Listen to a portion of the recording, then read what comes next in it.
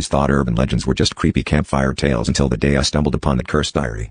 It was an unusually cold afternoon when I decided to take a walk through the woods behind my grandparents' old farmhouse. The sun was setting, casting eerie shadows that danced between the trees. I tripped over something buried under a pile of leaves, an old, leather-bound diary, its pages yellowed with age. The moment I opened it, my heart skipped a beat. The entries were dated for the future, each one a detailed account of my days yet to come, eerily accurate about my job, my friends, even the color of the shirt I was wearing. I couldn't help but read more, curiosity turning into a morbid obsession. Each entry ended with an unsettling prophecy, my death. The causes varied, a car crash, a mysterious illness, a fall from a great height, but the date was always the same, less than a month away.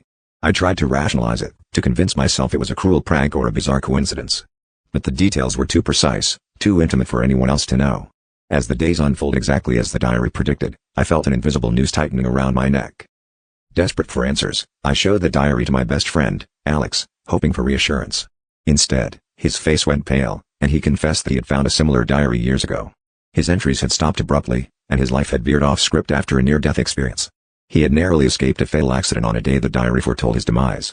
With this revelation, a flicker of hope ignited within me. Perhaps I could cheat death too. But as the fatal day approached, an overwhelming sense of dread settled over me, like a storm cloud refusing to dissipate. On the day the diary promised my end, I barricaded myself in my apartment, determined to outwit fate. As the minutes crawled by, I began to believe I was safe. But then, just as the clock struck midnight, a chilling realization hit me. The diary lay open on my desk, and its final entry had changed. Now it described a fire, the scent of smoke suddenly sharp in my nostrils. I barely made it to the door before flames engulfed the room, the diary turning to ash behind me. Yet as I stood outside, gasping for air, I knew the legend was far from over.